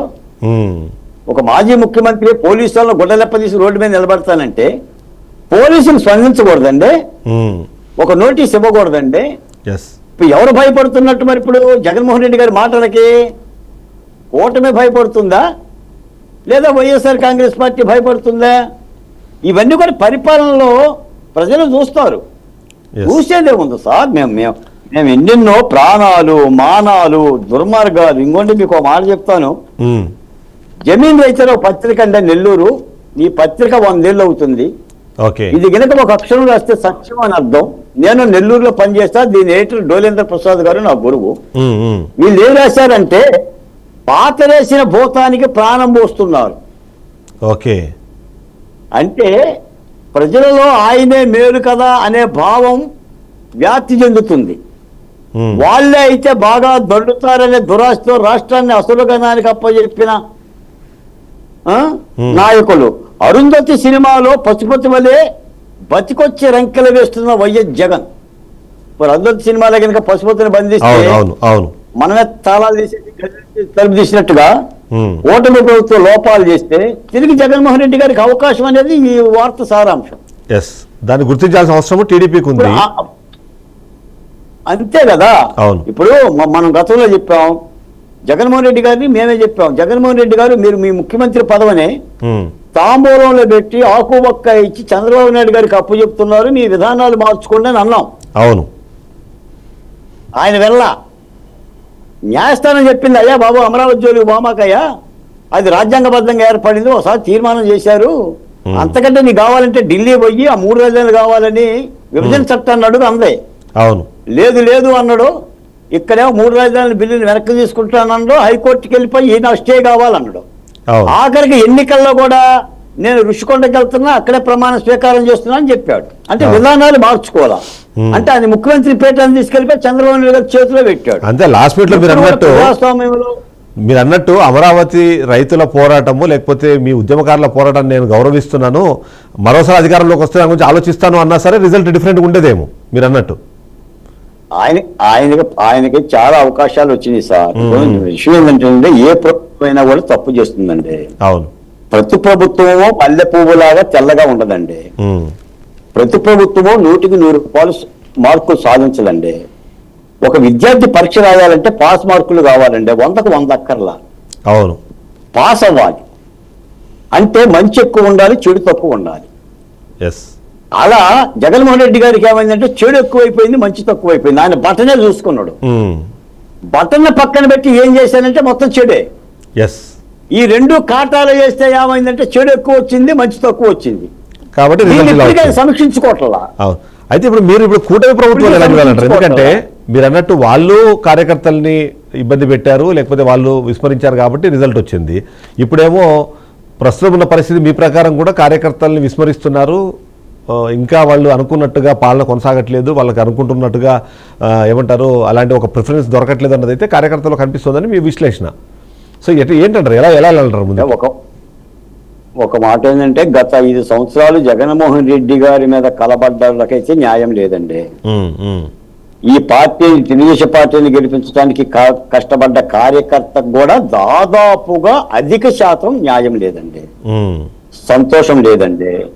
నేను ఒక మాట చెప్తానండి, జగన్మోహన్ రెడ్డి గారి పరిపాలనకు ఎదురెళ్ళటం అంటే రైలు బండికి ఎదురెళ్ళటం అండి. మేము చూసామండి కళ్ళ ద్వారా. లేకపోతే డాక్టర్ సుధాకర్ కంటే నేనేం గొప్పనేం కాదండి, డ్రైవర్ సుబ్రహ్మణ్యం కంటే నేను గొప్పనేం కాదండి. ఈ రోజు చచ్చిపోతే రేపటికి 2 అనుకుని పోరాడిన వాళ్ళమండి, అది రాష్ట్రం కోసం. అలాంటి నేను చంద్రబాబు నాయుడు గారి సభల్లో మాట్లాడినోడిని, పవన్ కళ్యాణ్ గారి సభల్లో మాట్లాడినోడిని, అమరావతి మీద దేదీప్యమానంగా హైకోర్టుకి వెళ్ళిపోయి మా బహుజన కులాల తరపున మాట్లాడిన వాళ్ళం. ఆ విషయం కూటమి పెద్దలకి తెలుసండి. అందుకని నేను అనేది ఒకటే సార్, ఇప్పుడు మీరు ఏ వంటమన్నా వండండి, మీరు కొత్తిమీర వేయండి, అల్లం వేయండి, నూనె పోయండి, ఉల్లిపాయలు వేయండి, ఏదన్నా వేయండి, కానీ చిటికెడు ఉప్పు లేకపోతే ఆ కూర పనికిరాదండి, కూర కాదండి. అందుకని ఈ సామాజిక కులాల చట్టంలో న్యాయం జరగకపోతే కూటమి ప్రభుత్వం కూడా ఎంత అభివృద్ధి చేసినా కూడా వ్యర్థం అవుతుందండి. జగన్మోహన్ రెడ్డి గారు ఒక బండకేసి చెల్లిండండి, నా ఎస్సీ, నా ఎస్టీ, నా బీసీ, నా మైనారిటీ. ఇది ఒక అద్భుతమైన నినాదం అంటే, చాలా గొప్ప నినాదం. ఈ నినాదం ఇచ్చినందుకు జగన్మోహన్ రెడ్డి గారిని మెచ్చుకుంటాను నేను. కానీ ఆ నినాదం మాటున నిజత్వం ఉన్నట్టయితే ఆయనకి న్యాయం జరిగేది. ఖచ్చితంగా ఆంధ్రప్రదేశ్ కులాల సమాహారం అండి.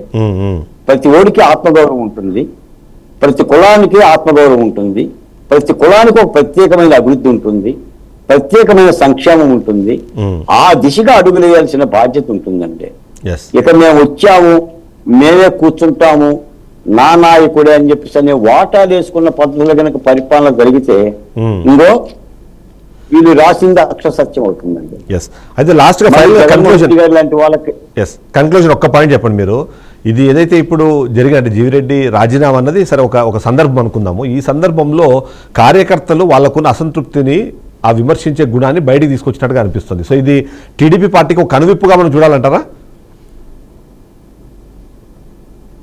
టీడీపీ పార్టీ పునః ఆలోచనకే ఇది దారి ఇవ్వాలండి. అవును, ఎందుకంటే జీవీ రెడ్డి గారు రాజీనామా చేసి వెళ్ళిపోయారనే సంతోషం కంటే ఇలాంటి వాళ్ళు రాజీనామా చేస్తే కార్యకర్తల నుంచి, ప్రజల నుంచి ఎలాంటి సంకేతాలు వస్తున్నాయి, దీని నుంచి మనం ఉపశమనం ఎలా పొందాలి, ఎవరిని గుర్తించాలి, ఎటువంటి వ్యక్తిని గుర్తించాలి అనేది కూడా కూటమి ప్రభుత్వం పరిగణలో తీసుకుంటే మంచిదండి. పైకొచ్చిందంటే ఇది ప్రభుత్వం సార్, ప్రభుత్వం పెట్టాలంటే 101 అవకాశాలు. అందరికీ అన్ని కావాలని కోరుకోము, చాలా అవకాశాలు ఉంటాయి.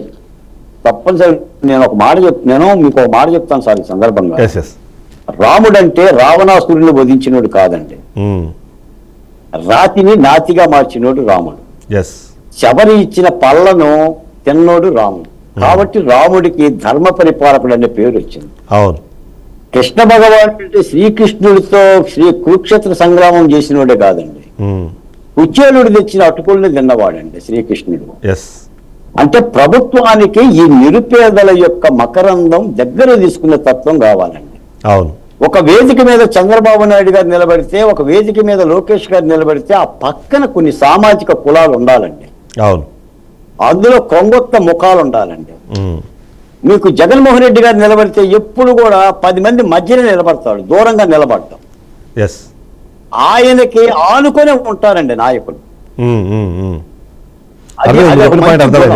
వాళ్ళందరి దగ్గర తీస్తేనే, అవును, వాళ్ళందరి దగ్గర తీస్తేనే ఒక మంచి ఇంప్రెషన్ క్రియేట్ చేస్తారన్నది ఆయన దగ్గరకి.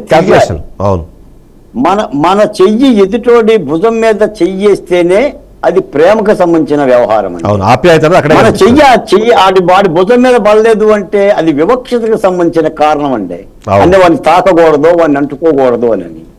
అంటే పరిపాలనలో ఇది లేకపోతే మాత్రం కష్టం. అంటే మేమేమనుకుంటామంటే చంద్రబాబు నాయుడు గారు 53 రోజులు జైల్లో ఉన్నాడు, చాలా కష్టాలు పడ్డాడు, భార్యను అవమానించారు, వ్యతలు పడ్డారు. లోకేష్ గారు కూడా పాదయాత్ర చేసి యువగలం చేసి ఇబ్బంది పడ్డాడు. తప్పనిసరిగా ఒక కొత్త మార్పు ఉంటుంది, కొత్త సంకేతం ఉంటుంది పరిపాలన అనేది నాలాంటి వాళ్ళం కూడా భావించాం. అవును, అది ఇంకా భావిస్తున్నాం, ఆశిస్తున్నాం, జరగాలని కోరుకుంటున్నాం. ఎందుకంటే ఆ ప్రభుత్వాన్ని కోరుకుంది మేమే, రావాలని కోరుకుంది మేమే. కాబట్టి మేము ఆ ప్రభుత్వాన్ని నిందలేసే పరిస్థితిలో మేము లేవు ఇప్పటికీ. ఆ ప్రభుత్వంలో మార్పు కావాలని సహేతుకమైన విమర్శ చేస్తున్న వాళ్ళమే తప్ప, ఎందుకంటే ప్రభుత్వం ఉండాలి, ప్రభుత్వం తోటి రాష్ట్రం బాగుపడటం అనేది అవును, చంద్రబాబు yes. నాయుడు గారి బాగు కోసమో లోకేష్ గారి బాగు కోసం మాట్లాడటంలా. అవును. ఈ రాష్ట్రం గాడిలో పడాలి, వెనక్కపోయిన అభివృద్ధి మళ్ళీ ముందుకు రావాలి, అమరావతి బాగుపడాలి, పోలవరం పూర్తి కావాలి, ఈ రాష్ట్రంలో బిడ్డలు వలస పోకుండా 4 ఉద్యోగాలు రావాలి, అభివృద్ధి జరగాలనేదే మా తపన.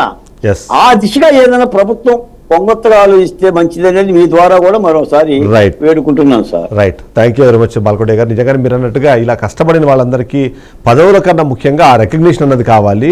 ఖచ్చితంగా వాళ్ళని ప్రభుత్వంలో భాగస్వాములు చేయడం ద్వారా అది ప్రభుత్వానికి మంచిది, ప్రజలకు మంచి జరుగుతుందని కోరుకునే నేపథ్యంలో బీఆర్కే కూడా మీ వాదంతో ఖచ్చితంగా ఏకీభవిస్తుంది. Thank you very much Balkote గారు, థ్యాంక్ యూ వెరీ మచ్. ఓవరాల్గా చూస్తే మనం చూస్తున్నాం ఏదైతే ఈ జీవీ రెడ్డి అన్నది ఏదైతే రాజీనామా ఉందో ఆ రాజీనామా అన్నది ఆలోచనని రేకెత్తించే అవకాశాన్ని క్రియేట్ చేసిందని చెప్పాలి. ఒకసారి మా రిపోర్టర్ రాజు ఉన్నారు, ఉత్తరాంధ్ర రీజనల్ కోఆర్డినేటర్, తనతో ఒకసారి మాట్లాడే ప్రయత్నం చేద్దాము. రాజు, ఇప్పుడు ఏదైతే జీవీ రెడ్డికి సంబంధించిన రాజీనామా రాష్ట్ర వ్యాప్తంగా ఆ కార్యకర్తల్లో కానివ్వండి, గతంలో ఆల్రెడీ అసంతృప్తితో ఉన్న వాళ్ళని రెస్పాండ్ అవ్వడానికి ఒక అవకాశం క్రియేట్ చేసినట్టుగా మనకు అర్థమవుతుంది. ఎలా చూడాలంటారు, ఏంటి మీకు గ్రౌండ్ లెవెల్లో ఏం వినిపిస్తుంది? అంటే జీవీ రెడ్డి రాజీనామా వెనకాల ఒక రాజకీయ వ్యూహం ఉంది అనేది మాత్రం అర్థమవుతుంది. ఎందుకంటే ఇక్కడ వైఎస్ఆర్ కాంగ్రెస్ పార్టీకి ఇది ఒక ఆయుధమైంది. ఎందుకంటే జీవీ రెడ్డి ఎప్పుడైతే మీడియా ముందుకు వచ్చి మాట్లాడారో మాట్లాడినప్పటి నుంచి కూడా ఈ స్లోగన్ ని జీవీ రెడ్డికి అనుకూలంగా ఉంది అనుకుంటూ కొంతమంది చెప్పుకొచ్చారు. కానీ అది జీవీ రెడ్డి ఏదైతే మాట్లాడిన విషయాలు, ఇప్పుడు 410 మంది విద్యార్థి ఎవరైతే ఉద్యోగులు ఉన్నారో వీళ్ళంతా కూడా బ్యాక్ డోర్ నుంచి వచ్చారు, వీళ్ళందరినీ కూడా తొలగించాలంటూ కూడా ఆయన దాదాపుగా కూటమి ప్రభుత్వం ఏర్పాటైన 9 నెలలు, ఆయన వచ్చిన తర్వాత 3 నెలల పాటు కూడా ఆయన నిర్విరామంగా ఇదే విషయాన్ని చెప్తున్నప్పుడు కూడా ప్రభుత్వ పెద్దలు దీన్ని ముందుకు తీసుకెళ్లేదు.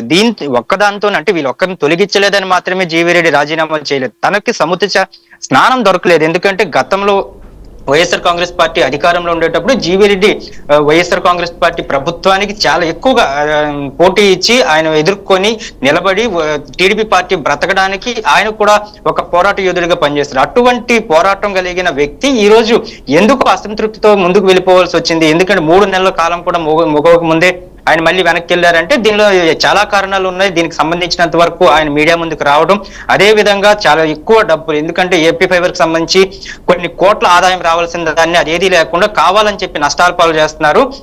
దినేష్ కుమార్ అక్కడ ఉన్నంత వరకు కూడా ఈ యొక్క ఏపీ ఫైబర్ అనేది ముందుకు వెళ్ళదు, ఇది దేనిలో అభివృద్ధి సాధించదు అంటూ కూడా ఆయన చెప్పుకొచ్చారు. వీటన్నిటి అంశాలతో పాటు అక్కడ జరుగుతున్న అవకతవకల మీద పూర్తి స్థాయిలో ఒక రిపోర్ట్ ను కూడా ఇవ్వడం జరిగింది, అక్కడ మంత్రికి ఇవ్వడం జరిగింది, అదే విధంగా ప్రభుత్వానికి ఇవ్వడం జరిగింది. తన దగ్గర పూర్తి ఆధారాలు ఉన్నాయి కనుక నేను మాట్లాడాను చెప్తే ఆధారాలు లేకుండా ఏ ఒక్క విషయాన్ని నేను బయట పెట్టలేదని చెప్పారు. అయితే కేవలం జీవీ రెడ్డి మీడియా ముందుకు వచ్చి బహిరంగంగా ఈ విషయాలు చెప్పడమే తప్పైంది అంటే అది ఒక విధంగా ప్రభుత్వాన్ని ఇరుకుని పెట్టే విషయంగానే చెప్పుకోవచ్చు. ఎందుకంటే ప్రభుత్వం నియమించిన ఒక చైర్మన్ దాన్ని బయటకు వచ్చిన తర్వాత అందులో ఉన్న లోపాల గురించి చెప్తే తప్పకుండా ప్రజల్లో కూడా అది ఒక రాంగ్ స్టేట్మెంట్ వెళ్తుందంటూ కూడా ప్రభుత్వం ఆలోచించింది. కానీ ఏదైతే జీవీ రెడ్డి విషయాలను బయట పెట్టారో దాన్ని కానీ పూర్తి స్థాయిలో కూడా చేయగలిగితే, నిర్వీర్యం చేయగలిగితే అక్కడ ఏపీ ఫైబర్ డెవలప్ అవుతుంది, ప్రజల్లో కూడా నూతన ఉత్సాహం వస్తుంది. అదే విధంగా ఇప్పటి వరకు ఏవైతే సెటప్ బాక్సుల విషయాల్లో కానీ మిగతా విషయాల్లో కానీ గత 5 ఏళ్ళు కూడా ప్రభుత్వం చేయలేదు, ఇప్పుడు కానీ వీళ్ళు చేస్తామని చెప్పారు కదా. అదే విషయంలో లోకేష్ కూడా ఇదే కేసులో ఉన్నారు, ఎందుకంటే ఏపీ ఫైబర్ కి సంబంధించి. అదే విధంగా చంద్రబాబును కూడా దీంట్లో 3వ ముద్దాయిగా చేర్చడం జరిగింది. మరి ఇంత జరుగుతున్నప్పుడు అదే ఏపీ ఫైబర్ లో ప్రక్షాళన కొనసాగించాలి అంటూ కూడా జీవీ రెడ్డి ఏదైతే వ్యాఖ్యలు చేశారో ఆ వ్యాఖ్యలు కట్టుబడి ప్రభుత్వం ఉండుంటే బాగుండు. కానీ అటువంటిది కాకుండా కేవలం జీవీ రెడ్డి లాంటి కేవలం పార్టీని నమ్ముకొని పార్టీ మీద మాట పడకుండా పార్టీని ఎదుర్కొని నిలబడే వ్యక్తి గురించి ఈ విధంగా చెప్పడం, అదే విధంగా ఏదైతే జీవీ రెడ్డి రాజీనామా ఇచ్చారో రాజీనామాని వెంటనే ఆమోదించడం, ఇదన్నిటి కూడా చూస్తుంటే జీవీ రెడ్డి ఇప్పుడు పూర్తి స్థాయిలో సోషల్ మీడియా అంతా కూడా యాక్టివ్ టీడీపీ సోషల్. రాజు, మీరు లైన్ లో ఉండండి, ఒక షార్ట్ కమర్షియల్ బ్రేక్ తీసుకుందాం. బ్రేక్ తర్వాత నిజంగానే ఈ ఘటన జరిగిన తర్వాత సోషల్ మీడియాలో నిజంగానే వేలాది ట్వీట్లు మనకు కనిపిస్తున్నాయి, ఫేస్బుక్ పోస్టులు కనిపిస్తున్నాయి. వాటన్నిటి సారాంశం ఏంటి అంటే బాబులు ప్రశ్నించే ప్రయత్నం చేస్తున్నారు. ఎవరైతే ప్రభుత్వానికి అనుకూలంగా పనిచేస్తున్న వాళ్ళు కానివ్వండి, గత ప్రభుత్వంలో జరిగిన అక్రమాలకు సంబంధించి ప్రశ్నించిన వాళ్ళు లేదా ఆ సందర్భంలో ఇబ్బంది పడిన వాళ్ళు ఇవాళ జీవీ రెడ్డికి బాసటగా నిలిచే ప్రయత్నం చేస్తున్నారు. అసలు అక్కడ ఏం జరుగుతుంది అనేది మనము అంటే ఈ కార్యకర్తల పర్స్పెక్టివ్లో కూడా తెలుసుకునే ప్రయత్నం చేద్దాం.